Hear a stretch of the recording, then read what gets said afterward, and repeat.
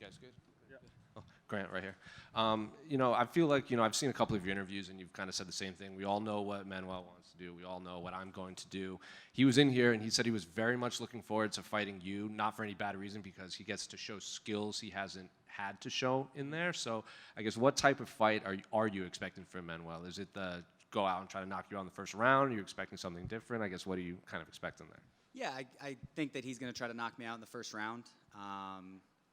But if he doesn't try to knock me out in the first round, I guess we'll adapt, Everybody's got a game plan, and I think the best fighters are the guys that can adjust when things don't go according to that game plan. So we're prepared for everything. We've dealt with guys being super aggressive. We've dealt with guys, kind of running away from me and trying to pick at me. So I'll be ready for whatever style he brings. Do you think we've actually seen everything he can bring in there? Because he was very adamant, like fans and fighters have not seen everything I'm capable of. Probably not. I mean, I think you can watch every single one of his UFC fights in about 12 minutes. So I'm sure he's got some very good tricks. I've got 11 fights, no more than that, 13 fights in the UFC, and I think that there's still tricks that I haven't had to pull out of my back pocket, I'm ready for whatever he brings. I think it's going to be a good fight. I think it's a very, very stiff challenge for me. I do think that he's probably one of the most dangerous guys in our division. If not, Terrence McKinney might be a little bit more dangerous, but he's very, very dangerous, and I'm ready for it, I also saw an interview where you said the key is no brawling, I think is what you said. Is it that clear, cut and dry, like don't play his game, I can pull this out? Or I guess what do you see as like the best route to win against Manuel Torres? Yeah, I mean, I have striking. I know people don't think I do, but I can strike. I just haven't had to at this point. I think being super sharp and super safe is going to be the key to victory. Obviously, I'd love to get the takedown, ride him out, hopefully get a choke or a TKO along the way. But if he's able to stuff every single one of my takedowns, I'll bring other weapons out. I think some people, fans liked this fight, but I think they were surprised at the matchmaking, considering you've had main events, you've been in, like you said, like 13 fights. Maybe they thought maybe a higher ranked guy.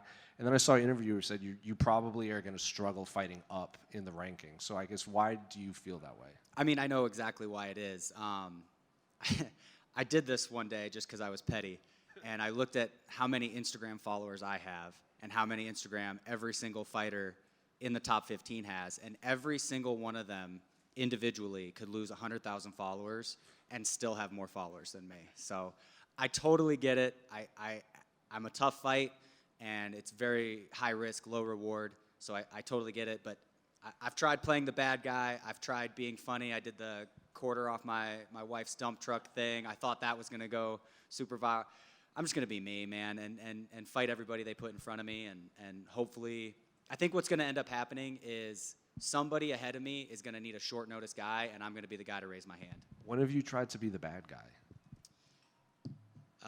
When I fought Ricky Glenn, and then I went to a draw with him. So I was like, all right, no more of that. And I guess just last one for me. I've been asking the lightweights about this. Like, what do you make of the interim title fight they just announced? Think the issue most fighters and fans would have is Arman not being involved in that fight. Yeah. I'm not going to argue with decisions that the UFC makes. They took a sport that was considered cockfighting and turned it into a multi-billion-dollar organization and a real sport that people want to tune in and watch. If they think it's best, then it's best. I would have honestly liked to have seen Arman versus Max for the interim belt. I thought that would have been a way more fun fight, way more exciting fight. But, the UFC knows best. They're going to put butts in seats, and that's all that matters. Grant, is your wife fighting on Friday? I was wondering when somebody was going to ask me about that. Yes, she is fighting literally the day before me, and nobody has asked me about that yet. That's crazy. Well, until now. Until now. So what do you want to know? Is that being tricky? Is that going to be tough for you to keep your focus? All these things. Oh yeah, terrible. I hate it. I hate not being around my wife. I love bringing her to fight week, and she's not here. She's going to fight, and she's the main event of the show that she's fighting, so she's going to fight and then get on a plane at 5 a.m. and then come watch me fight. So it's definitely an experience. Who was booked first?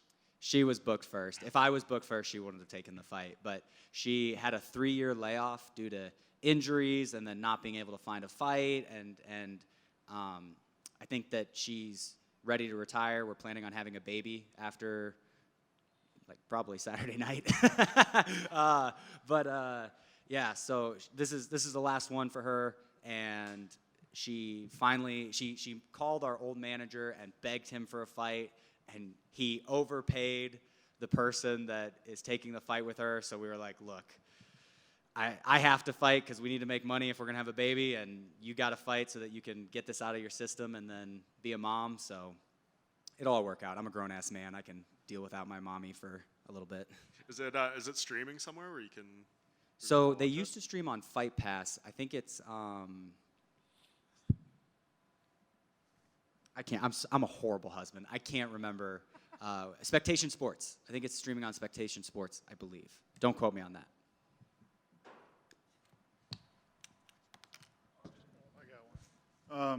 Grant, I was talking to Chris Duncan yesterday, and he said as soon as his fight's done, he's going to be coming out, like, probably standing in the tunnel watching your fight. And he said, like, you're a guy that he's kind of going to put his foot down, and, like, if they ever offer that fight, he's never going to take it. Is that, like, a mutual feeling between you guys?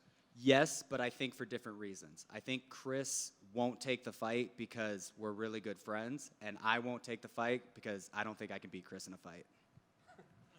I think he said the only way would be for gold, would be the only time. Obviously, look, if Chris calls me up and he says, they're offering us the interim belt, like, this money will change my life, it'll change your life, we both want to be champion, I'm asking you to take this fight for me, I would take the fight. I'll take an L. Like, it's fine. Is a fight with Michael Chandler one you still want? Oh, yeah, of course. Who doesn't want to fight the guy that's 2-5 in the UFC? Of course. I would love to fight Michael Chandler. I absolutely have dreamed about fighting Michael Chandler. But like I referred to earlier, I don't have enough Instagram followers for him to actually accept a fight with me. So I think I'm gonna call all these guys out. I'm gonna say yes if they offer them. But I would imagine, assuming everything goes well on Saturday, my next fight is also outside the top 15. And I'm okay with that. Cool. Thanks, guys.